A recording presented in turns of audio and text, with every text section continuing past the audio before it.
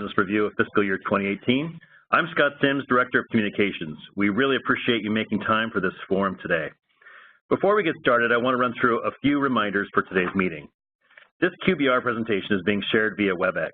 The link is available on our event calendar, but if you are having trouble accessing WebEx, the slide deck is also available at bpa.gov/go-to/QBR. Questions can be submitted at any time today, but they will not be answered until the presentation is complete. To submit a question, click the chat button on the upper right-hand part of your screen. Enter your question and press send. Your question will be sent to the BPA host. We've got a great lineup of topics to share with you today. First, Administrator Elliot Mainzer will start with his State of the Business covering grid modernization and updates on our Fish and Wildlife program.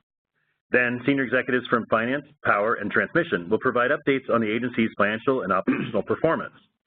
So let's get to it. It's now my pleasure to turn it over to Elliot. Thanks, Scott. Good morning, everybody. Hope you're having a great day so far. Appreciate you taking the time to join us for our second revamped quarterly business review. I'm excited to hear your feedback as we continue with this new format and continue to tweak it and make it as effective as possible. So thanks for joining us this morning. I am going to start with safety. It's at the top of our list of key performance indicators, and as you know, something that we're embedding into everything we do here at Bonneville. Our safety KPI looks at incident frequency rate, which is an industry standard measure. And while we are still below the ceiling of 1.2 injuries and illnesses per 200,000 hours worked, we have seen an uptick in reported injuries recently. This year we've had a surprising number of slips, trips, and falls, and not just in the field, but actually in our office environments. And as we've sort of dove into it, we're finding that we've got a lot of change going on inside the building. A lot of folks, just a lot happening in the world. It's easy to get preoccupied, too many cell phones, too many distractions, and that's not something that's limited to the field. It's something that's happening actually in our office environment. And so over the last couple of years, we've worked hard to ensure that people are reporting injuries on the job, which has boosted the accountability and it's fostered, I think, a much healthier safety culture here at Bonneville, but we definitely have more work to do to address the trend of injuries we're seeing. So Richard, Shaheen, myself, the other executive members, we continue to look for ways to constantly emphasize the importance of diligence. And I think FY2018 really, these results have been an important reminder to us that we need to do our best to stay aware of our surroundings, get rid of distractions so we can perform our work safely. So everything starts with safety here at Bonneville, and I wanted to kick off on that front. I'm going to turn now to give you an update on what's happening on our grid modernization efforts. As you know, grid modernization is one of the key elements of Bonneville's 2018 to 2023 strategic plan. You know, at the end of the day, modernizing our assets and operations to leverage and enable new technology in emerging markets is designed to make Bonneville more competitive and responsive to customer needs by allowing us to derive additional value from the FCRPS in what's now become a faster, more dynamic market environment, and to allow us to meet transmission service requests with a broader solution set than we have at present. These investments will increase power and transmission revenues and reduce long-term transmission costs by potentially decreasing or delaying the need for system expansion, as we saw with the I-5 decision last year. Some of the specific benefits of our grid modernization work will include automation of processes that support system operations, increased accuracy in determining system obligations, and improved visibility into loads, resources, and power flows, which will help us preserve reliability while operating the transmission system closer to its physical limits and enabling additional transmission capacity. By focusing on automation, accuracy, and visibility, we'll be able to find savings earlier and start accruing financial benefits in the short term. This is something that we're really focusing on, trying to get some real, realizable financial benefits out of these efforts as quickly as possible. There are several grid modernization projects already underway that we expect will be complete by the end of fiscal year 2019. These projects address outage management and energy trading and risk management. Additionally, we have a set of mission-critical IT projects underway that are anticipated to be complete by the end of fiscal year 2020. Very, very important work right at the heart of federal system operations. We've also identified the next batch of our highest priority modernization projects and are in the process of ramping up these efforts. Significantly more information about these projects will be shared with customers at the June 20th IPR Grid Modernization Workshop in Rate's hearing room from 9 a.m. to noon. The projected cost of these projects is $25 million per rate period, or an average of $12.5 million a year from FY18 through FY2021. We've got those dollars embedded in this current rate period, and we'll be extending that investment through 2021. We'll be reviewing our grid modernization costs during the IPR, as I said, this June, and we're also planning to hold a public meeting this summer to talk more broadly about our approach. So I know there's a lot of interest in customer land on these issues, and we're going to be quite transparent and give you guys opportunities to really understand what we're investing in and, quite frankly, how these investments may impact your system operations and opportunities as well. Turning to the next slide, on slide 7, one outcome of grid modernization is the potential to join the Western Energy Imbalance Market, or EIM, which I think, as everyone knows, is operated by the California Independent System Operator. I think from our perspective, after having looked very closely at this, particularly over the last year, is that joining the EIM under the right conditions is expected to result in increased ability to optimize federal hydro system operations and to further assist in congestion management of the transmission grid. So we've now begun actively exploring how and under what conditions Bonneville could participate in the EIM.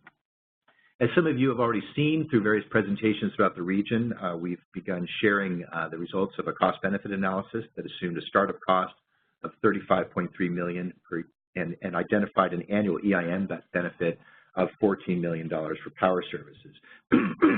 Transmission services would also gain access to new tools and better real-time data. These capabilities, coupled with other grid modernization projects, would result in improved operational controls and situational awareness, helping us maximize the capability of the transmission grid for customers, also with potential revenue enhancements and cost-saving opportunities. BPA plan ahead is that this summer, we intend to begin a conversation with the CAISO to conduct additional due diligence on the terms and conditions of a potential implementation agreement. This work will serve as the basis for a draft record of decision, which would be supplemented by additional financial, legal, and regulatory considerations that would be released for public review in 2019. Not sure exact timetable on that yet. That would be next year at some point. We've already begun engaging our customers and other stakeholders on our cost-benefit analysis and intend to provide multiple opportunities for engagement and input over the coming months as we work towards a decision point next year on whether or not to fully join the market. So much more work to come on that very important topic. We've appreciated the engagement so far. We're going to need a lot more involvement of customers really to make sure that we make the best decision for our customers in the region. Turning to slide 8, just wanted to touch on a couple other grid modernization engagements in a separate but related effort. We're also engaged with and support the California ISO's proposal to develop a day-ahead imbalance reserve product. The CAISO's proposed product is an hourly capacity product with 15-minute call rights. This would allow intertie resources such as the FCRPS and other Northwest power providers to be able to participate in this flexible capacity market. It would also enable our customers embedded within our system to participate. The CAISO expects to issue a final proposal letter later this summer and seek board approval in September. So that's moving, and I think this is a really important signal from California that they're looking to create additional opportunities for Northwest providers. This product, if it comes to fruition, would compensate resources for the flexibility and capacity they're able to provide.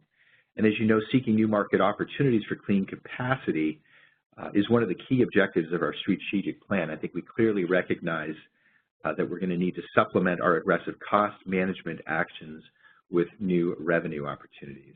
So I also wanted to point out that we're also engaged with the CAISO and others, including the Los Angeles Department of Water and Power, in conversations about further optimizing the AC and DC interties between the Northwest and Southwest. This is some recently emerging work, also quite encouraging. I think California has heard us again, wanting to make sure that Northwest resources are treated fairly from a resource adequacy perspective and that we really understand how to optimize the interties between us. So as part of the CAISO's 2018 to 2019 transmission planning process, they're assessing ways to increase near-term and long-term dynamic transfer capabilities on the intertie, and they're also looking for alternative ways to potentially increase capacity and scheduling frequency.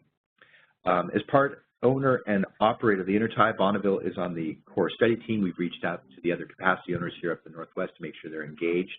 And I know there's also interest on the part of the Northern California transmission owners to participate in this.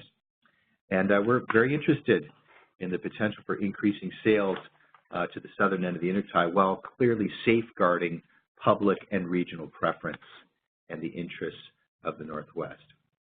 So all of these grid modernization efforts fit together under our objective to preserve and enhance the value of Northwest hydropower and transmission operations for our customers in the region and to find new market opportunities for surplus hydro generation. I'm going to look forward to sharing a lot more information about these efforts this summer and going forward. This is important market development activity and clearly right down the heart of our strategic plan.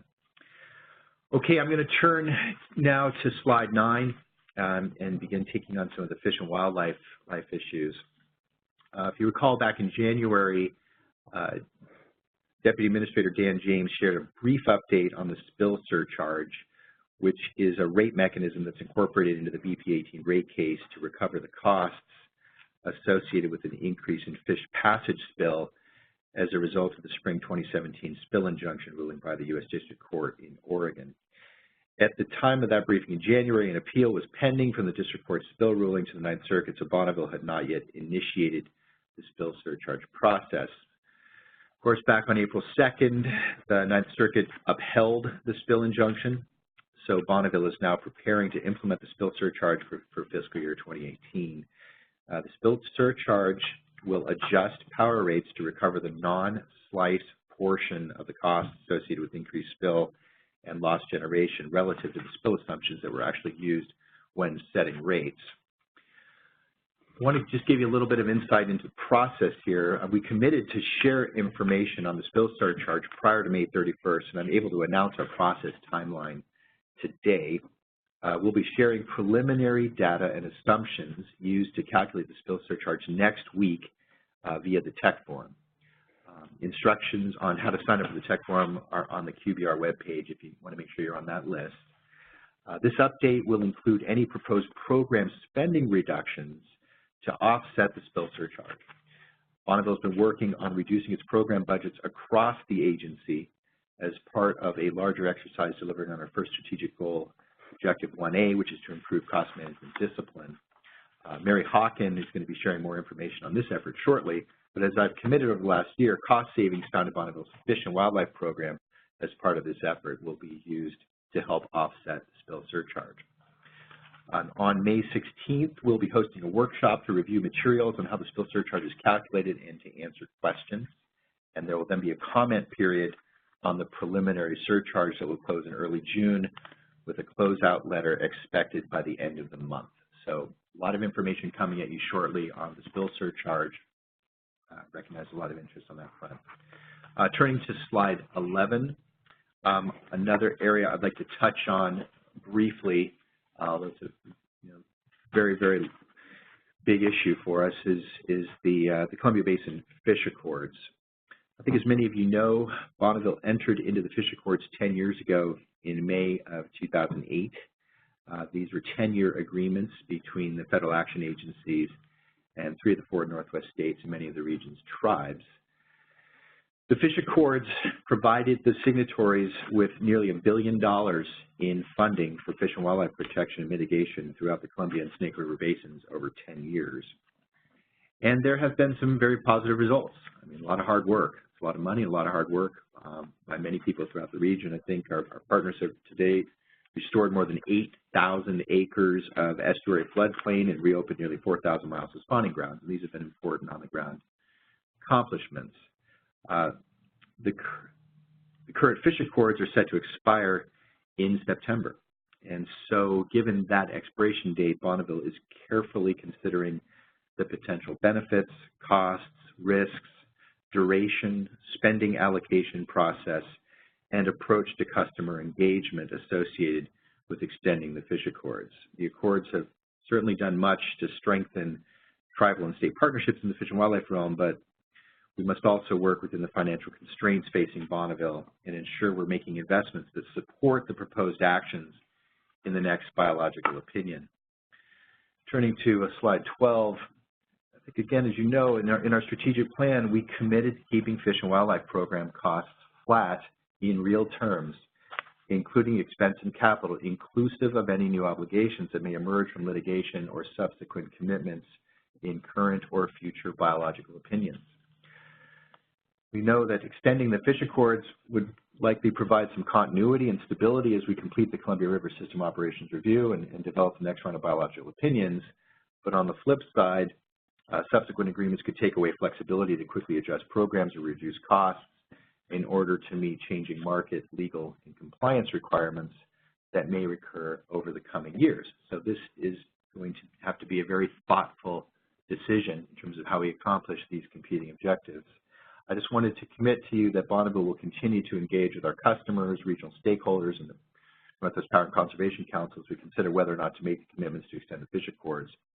And I just wanted to acknowledge the level of customer interest and the significance of the decision on the future of the accords. Certainly we could spend much more time on that, but I wanted to make sure you know the very latest in our thinking there. So a lot happening, a lot going on, grid modernization, fish and wildlife. Of course, we're going to keep our eye on the ball on safety, and we're now going to turn it over moving to the next portion of the program. I'm going to hand it over to Mary Hawken, our Chief Financial Officer, who will take us through a finance update.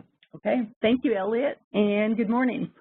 So I'll be covering the agency's financial position and our finance KPIs.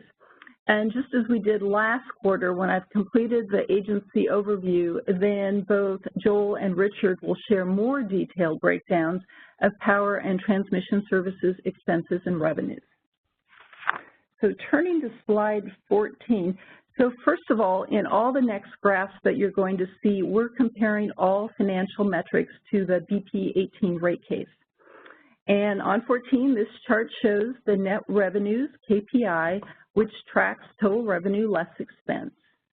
And based on our second quarter forecast, we currently expect to end fiscal year 2018 with $361 million in net revenues, which is $335 million more than the $26 million we had reflected in the rate case. And I need to remind you, too, that a large portion of the change from the rate case is due to the regional cooperation debt. However, the improved net revenue forecast that you're seeing here is also due to both improving revenues and lower expenses. So on this slide, on slide 15, we break down further our net revenue KPIs into two more KPIs, total revenues and total expenses. So total expense, which is shown on the left side of this graph, includes things like O&M, fish and wildlife, energy efficiency, depreciation, and interest. And as of the second quarter, we expect to end the year with $3.3 billion in total expenses. That's $327 million under the rate case projection. So besides our debt management efforts, this reduction is also driven by a budget true-up exercise, and I'm going to explain that in a little more detail when we get to the next slide. So staying on this slide, we have total revenue on the right side of the chart, and it's defined as the total of power and transmission revenues. We anticipate, based on the second quarter forecast, we anticipate ending the year with $3.661 billion in total revenue. This is $8 million more than what was assumed in the BP18 rate case. And this improvement is driven by better revenues for both power and transmission. And you'll be hearing more about that from both Joel and Richard. So turning to slide 16, here's a little more information on the budget true-up that I mentioned earlier. The right-hand bars on this chart show our budget true-up in fiscal year 2018. The strategic plan discussed our cost management goal to move to a more sustainable budget. So what we've been doing internally is we've been evaluating our historical spending levels. And as you can see in this chart, it very clearly tells us that we see and we've had a pattern of underspending. I do have to say that some of the underspending was by design, like last year after we issued cost control measures to offset the need for a crack. This year, we issued guidance in March to the agency to reduce budgets based on each organization's historical underspend. Now, the budget pool managers had discretion on how to allocate their budget reductions across different programs in order to ensure that the critical work that had to be done did not go underfunded. So for the agency, we set a target to find $44 million in savings, and we got nearly all of the savings we asked for. And I do have to say, I really appreciate everyone in the agency just digging into this challenge and helping us achieve this target while still delivering on our mission. So the reductions for this year are just the start of our effort to move to a more sustainable budget. Our new guidance will put us on this solid blue line that you see here on this chart on slide 17, and it will help us achieve our goal to have program costs at or below the rate of inflation. So this means that we're going to be resetting our spending levels for fiscal year 2019. And we've shared this information with our entire workforce. You're also going to see this guidance reflected in the 2018 IPR initial publication that will be coming out in June, and then also the workshops that we're going to be holding in June. Turning to slide 18, the depreciation study. Okay, so this is definitely not your most glamorous topic, but it is an important one that I need to cover. BPA updates its depreciation study for transmission and general plant roughly every 5 years or so. This update ensures that our depreciation treatment is consistent with industry standards and that the costs are recovered over the life of the asset. So depreciation can be influenced by many things like technology changes, material changes, and business practices. What we're seeing is the largest change in depreciation is due to increased costs that are associated with removing the assets from service. So we're going to be applying this new depreciation study starting in March of this year and moving forward. And Richard's going to share some more information with you on how this change has impacted expenses.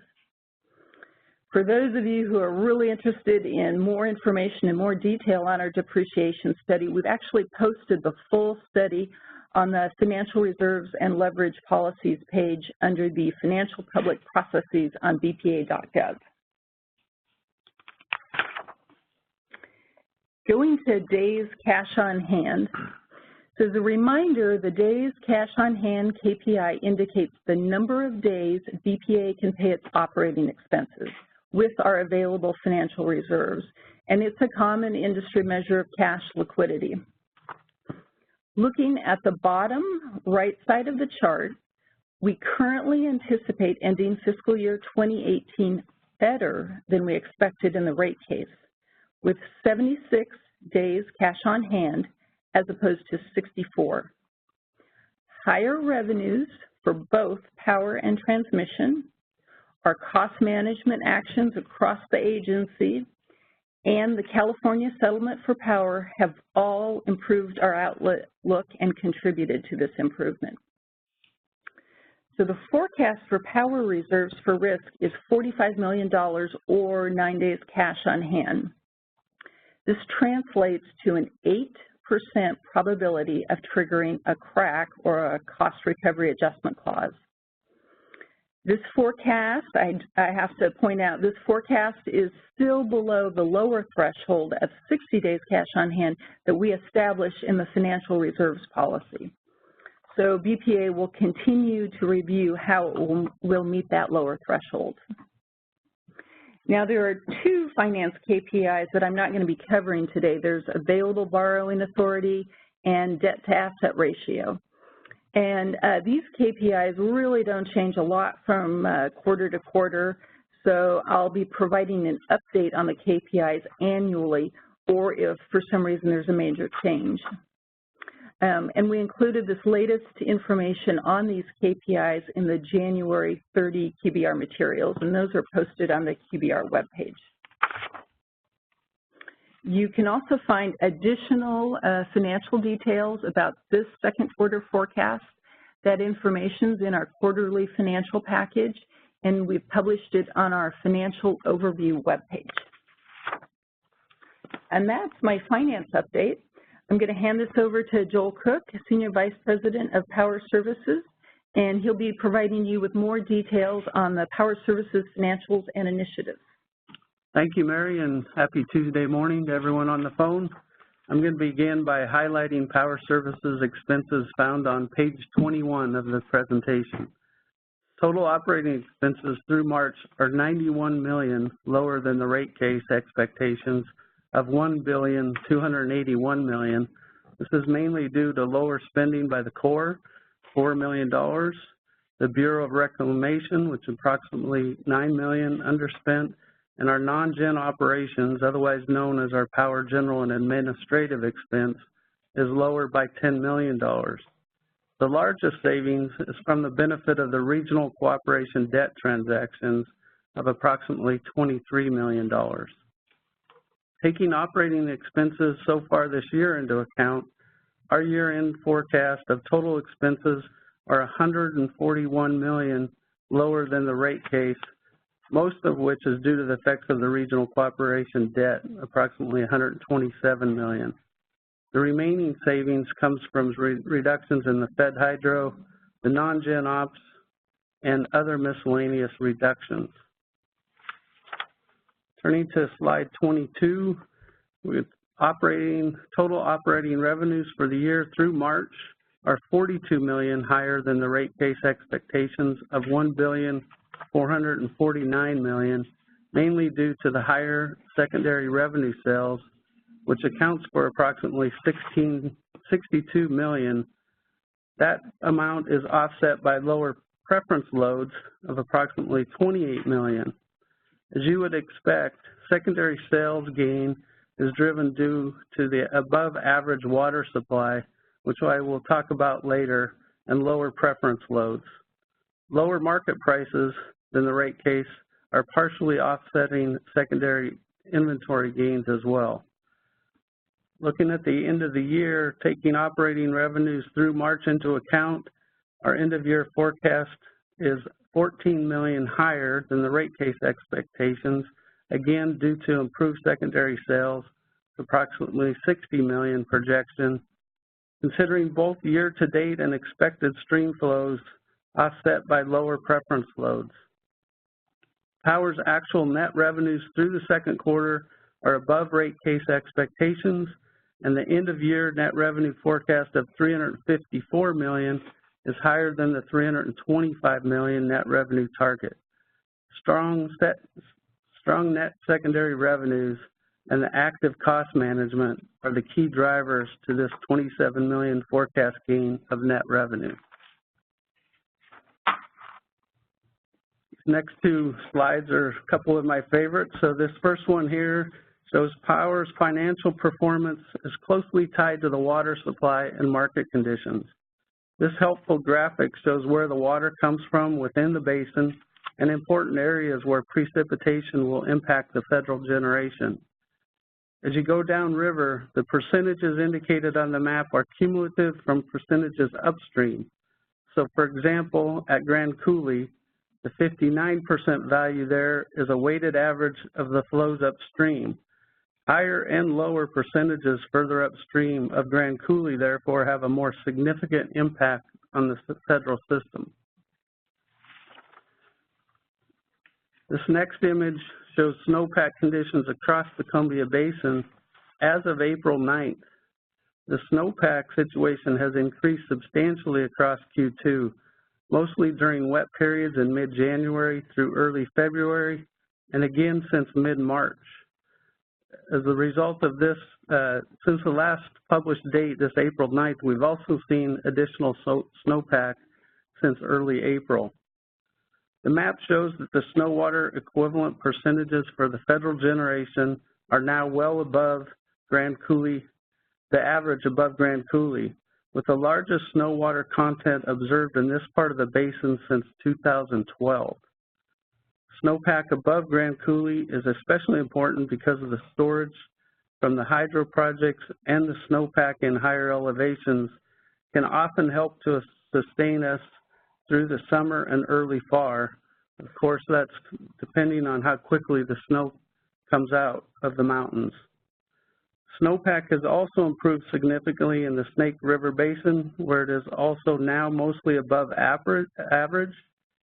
Typically, SNOWPACK peaks in the Snake Basin around April 15th as the runoff season begins in that part of the basin.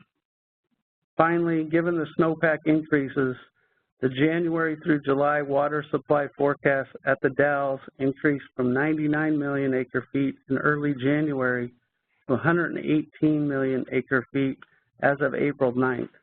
That's 117% of average. Let's now look at the next couple of slides to see what impact the weather may have on prices. Slide 25, looking at natural gas prices, the next two charts indicate how Power's rate case market price forecasts have performed against actual market performance and the remaining outlook for the fiscal year. So in the top chart, with the exception of January, actual gas prices are lower than rate case due to winter weather-related demand failing to materialize.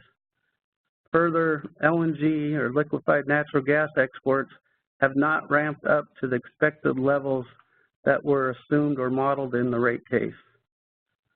Looking forward, there's an expectation of continued production growth that will weigh on gas prices throughout 2018.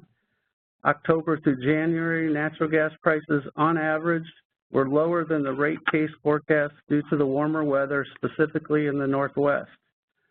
Colder eastern temperature did impact Henry Hub market prices, but the warmer weather in the Northwest kept a cap on our local prices here in the West. New gas pipeline completions are roughly on schedule, and with this new pipeline capacity, gas is being produced at record rates. Additionally, increased oil prices are driving up the expected levels of associated gas production, and this has helped to keep the forward curve at lower than expected price levels as well. Overall, natural gas prices show some signs of converging with the rate case forecast. However, despite the strong winter gas storage withdrawals, surging gas production, it's unlikely that prices will recover above rate case levels this summer. Moving on to Mid-C prices, page 26, on-peak electric prices at the Mid-C on an average basis are trending below rate case expectations, mainly due to high water supply and lower natural gas prices. The majority of the price variation seen between BPA 18 and the forward ICE prices are mainly due to differences in water supply shape. Hydro generation from January through March, combined with low natural gas prices, have kept Mid-C prices below the rate case forecast. Electricity prices July through September are expected to be higher than rate case levels as natural gas prices start to recover near rate case levels and heat rates are expected to increase. Again, the shape of the water supply, and we have a lot of it this year, is going to impact forward prices as we move forward. Page 27, capital spending. The key performance indicator for capital spending tracks Power's total capital investment for the year compared to the start of the year. Total Power capital expenditures through March are $92 million, with an end-of-the-year forecast of $200 million. Budget execution for Fed Hydro is currently at 97% of the Q2 target, which is $92 million spent against the Q2 forecast of $95 million. This represents 42% of the total fiscal year budget. As mentioned in the first quarter review, we continue to work on a new metric, a percent of completion metric that we hope to have available in the next quarterly report. The largest expenditure for Fed Hydro in 2018 were Ice Harbor turbine runners and turbine windings, which represent about $23 million. McNary Station Service replacement, which was about $9 million. Grand Coulee Firehouse, approximately $8 million. along with powerhouse and 5 and 6 impellers, stators, cores, and rewinds at Grand Coulee. That totaled about $7 million. Turning on now to our reliability metrics in the next 2 pages, this key performance indicator for Fed Hydro is the forced outage factor, which represents the percentage of hours the federal system is not available run due to unplanned events. The target for FY2018 is 5.9%, and performance through March is below that at 4.6%. However, this shows an increase from the previous quarter that is a result of previous outages at the Dalles and John Day, as well as new forced outages at Ice Harbor, Lower Monumental, and the Dalles. Next page, or slide 29, the Columbia Generation Station system reliability. This target key performance indicator for the CGS station is the availability factor, which captures the percentage of time the Columbia station is available to serve demand. The target for FY18 is 94% or better. Performance through March is above the target at 95.6%. Columbia had only 1 unplanned outage that occurred between August 18th and August 29th, and that is because Columbia Generation Station is actually on a different fiscal year, so their performance period includes July 1st of 17 through June 30th of 2018. And finally, I'd also like to take this time to congratulate Brad Skwatsky as the new CEO of Energy Northwest. We look forward to working with Brad and his team to support their good performance while continuing to look for ways to reduce our costs.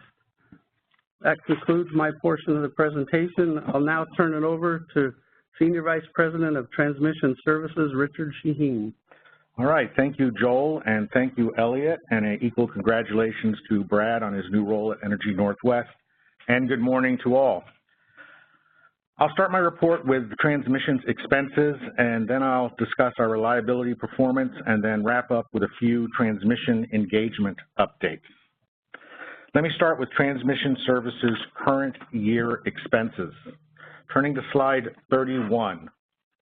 The format of these slides follow those that Joel just went over, reflecting Power's financial information. These slides, this one showing transmission services total expenses, depicts a comparison of our BP18 rate case plan to our actuals on a monthly basis, shown in the bar chart, as well as a year-to-date and an end-of-year forecast in the upper right-hand table. All of these expenses are shown in millions of dollars. First, looking at the monthly view in the bar chart, depicting the first 6 months of this year, actuals compared to rate case plan. You can see for the first 5 months of the year, our actuals came in lower than our BP18 rate case plan, and in March, 6 months of the year, we came in slightly higher than the rate case plan. That higher than rate case plan was due primarily to a one-time leave and benefit adjustment, as well as the new depreciation rate, which began in the month of March that Mary spoke to earlier. I'll get back to that in just a moment. So now moving up to the upper right-hand table, going to the right side of the table first, which reflects our year-to-date results, you'll see our expenses year-to-date are at $485 million compared to a BP18 year-to-date plan of $521 million. That's $36 million less than planned, which is about 93%. That underrun, I would congratulate the entire workforce at BPA for being part of, making smart decisions, and thinking differently. On a yearly basis, that's about 46.5% of our BPA 18 rate case total year plan, which is reflected on the left side of that table, at $1,043 million. Our end of the second quarter, end of year forecast is at $1,050 million. That's about $7 million greater than rate case plan, and that is primarily due to, as Mary again spoke to earlier, a new depreciation expense that began in March, and as it carries through the remainder of the year, the impact will be a total of $17 million towards our full year expenditures. I'll move next to slide 32, reviewing our transmission services revenues. Again, this chart compares BPA rate case plan to actuals on a monthly basis, a year-to-date basis, and a end-of-year basis. Also, again, total revenues are in millions of dollars throughout the chart. For the first 6 months of the year, you can see that for the first couple months, actuals came in slightly higher in revenues than planned, and then the next couple of months in December and January, they were just about on or a little below plan, and in the most recent 2 months of February and March, our revenues were higher than planned. Moving to the upper right-hand table, at the right side of the table, that monthly amount adds up to a revenues year-to-date of $544 million, compared to a BP18 year-to-date plan of $526 million. That's $18 million higher than planned, which puts us at about 3.4% higher. On an annual basis, that's about 51.7% of the full year rate case plan, which, moving now to the left side of that table, is shown as $1,052 million. Our end of the second quarter, end of year forecast for total revenues is projected to be $1,066 million, which is $14 million higher than planned, for an increase of about 1.3%. Comparing our expenses to our total revenues, we expect net revenues to be above the BP18 rate case by the end of the year. In the rate case, we anticipated net revenues of about $9 million. With the second quarter forecast, we are now projecting net revenues at about $16 million, which is about 78% higher than our rate case plan. Advancing now to slide 33, let me talk about transmission services capital. This chart tracks two areas of our capital, spend and units installed.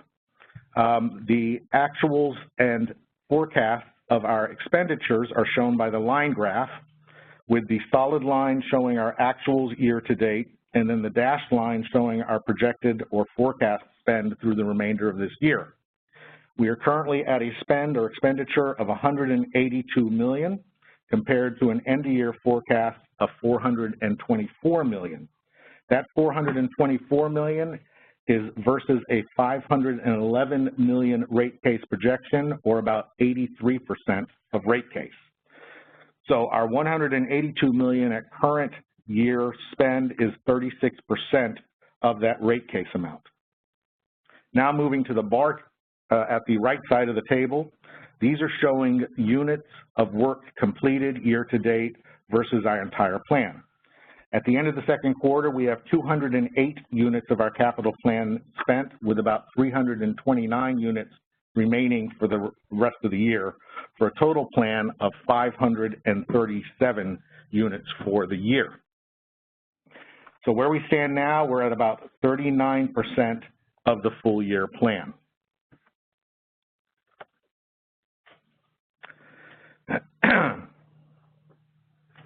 In other words, in summary, we've completed 39% of our projects for about 36% of our budget.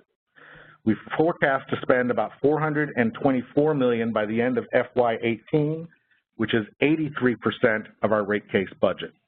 We forecast total assets will be in the range of about 516 to 521 units out of the total of 537 total units planned at the start of the year, due to some project deferrals and some resource challenges. But we manage this as the year moves on. Now, moving to transmission reliability performance. Slide 34, we will start first with SAIFI, which is our System Average Interruption Frequency Index. This tracks the frequency of unplanned outages, and we track SAIFI in two forms: in lower voltage, which is less than 200 kV lines, and in higher voltage, which is 200 kV or above. We also have included on this chart our warning levels for both the low voltage and the high voltage, which is based on historical performance. These limits are not to be exceeded as our goal throughout the year. Those dashed lines reflecting both the low and the high voltage warning limits. Down is good on this chart. For our lower voltage, you can see we have improved down to a 0.56 SAIFI, and on our higher voltage down to a 0.22 SAIFI. Those are both compared to the limits of 0.68 and 0.66 and 0.68 respectively, performing better than planned. Bottom line is our reliability is improving. The trend indicates better performance. However, part of this improvement may be due to better weather, but also our asset plans going forward. Bottom line, BPA is showing improved reliability since the beginning of the year, and our continuous improvement projects in investigating outages in order to find their root causes and prevent recurrences is paying off. Next, let me touch on transmission reliability SAIDI. That's our System Average Interruption Duration Index. This tracks the duration of our unplanned outages, and again, we do it into two buckets, our low voltage and our high voltage. And again, on this chart, as with the SAIFI chart, we have warning limits depicted based on historical performance. In both cases, our low and high voltage, we're doing better than our warning limits. For our low voltage, we're at a SAIDI of 99 compared to a warning limit of 430. And on our higher voltage, a SAIDI of 76 compared to a warning limit of 260. Both performing well. Performance is below limits and trending better. You might say Mother Nature is being kind to us, but we also are making strides and improvements in our asset planning. Next, on slide 36, let me touch on a few topical areas within the transmission. First, reliability coordination. We continue to be an active participant in the reliability coordinator discussions, which are separate from the EIM discussions that Elliot just talked about earlier. We're participating in CAISO's stakeholder process to design technical documentation and rates, and are also involved in the peak discussions on their proposal for a transitional RC that they believe will be substantially lower than their existing cost.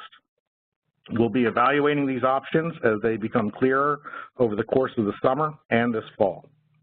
We're also aware that Xcel Energy recently announced that they are no longer participating in the Mountain West Transmission Group that was exploring services from the SPP or Southwest Power Pool, and continuing discussions with Mountain West entities along with other balancing authorities and transmission operators in the West. Second, in regards to our BPA strategic goal of asset management, transmission continues to mature its risk management methodology with a focus on defining critical parts of the transmission system to meet reliability and other standards at lower total economic cost. Investments in sustained programs remain focused. Additional focus is on making improvements to the maintain area of the asset management lifecycle, as well as through the use of probabilistic risk assessment. More to come as we mature our methodologies in this area. We also continue to adopt a scalable, flexible approach to expansion investments, which we will first seek to use efficiencies and non-wires alternatives to relieve congestion or increase capacity on constrained transmission paths where new line construction is unfeasible or cost prohibitive. Next, transmission tariff engagement and pro forma gap assessment efforts have now transitioned to TC20, a formal proceeding under Section 212 of the Federal Power Act, TC standing for terms and conditions. In other words, we've concluded the pro forma gap analysis efforts and are now executing upon the findings. The TC20 proceeding includes a series of customer workshops that will set terms and conditions in a new tariff that will be more closely aligned with the pro forma tariff, allowing BPA to execute on a key element of both transmission business model and the BPA agency strategy. We held the kickoff for the TC20 pre-workshops Monday of last week on April 23rd, which included guiding principles for any non-pro forma consideration and a draft tariff including proposed language to replace Section 9, which is the FERC approval and proposed language for ancillary services. Customers have been given until May 30th to comment on this content. The last topic I want to cover is about an evolving transmission market. We're seeing a flurry of requests associated with cryptocurrency production, particularly in central Washington. While a single request ranges from 5 to about 30 megawatts, the aggregate amount is, in some areas, over 100 megawatts. Coupled with the ongoing data center requests for hundreds of megawatts, our region is seeing unpredicted and significant growth. While the requests are not all directly connecting to the BPA network, BPA is receiving official service requests and funding to perform system impact studies, and we are closely monitoring these requests. Given the lack of maturity of the cryptocurrency market, we're not able to forecast whether or not this is a long-term trend. That concludes today's update from the business lines, and I'm now going to turn it over to Scott. Thank you, and stay safe. Scott. All right, thank you very much, Richard. Before we take questions, I have a few reminders to share out about upcoming opportunities to engage with BPA. A complete list of our upcoming events and processes are listed at bpa.gov. And as you've heard, BPA is executing a number of processes to ensure we have opportunities to hear from you before we make decisions for the region. Timing and details of these meetings are posted on BPA's event calendar. It's pretty clear that May will be a busy, busy month, and that will bleed into June as well. So let's look over the list here.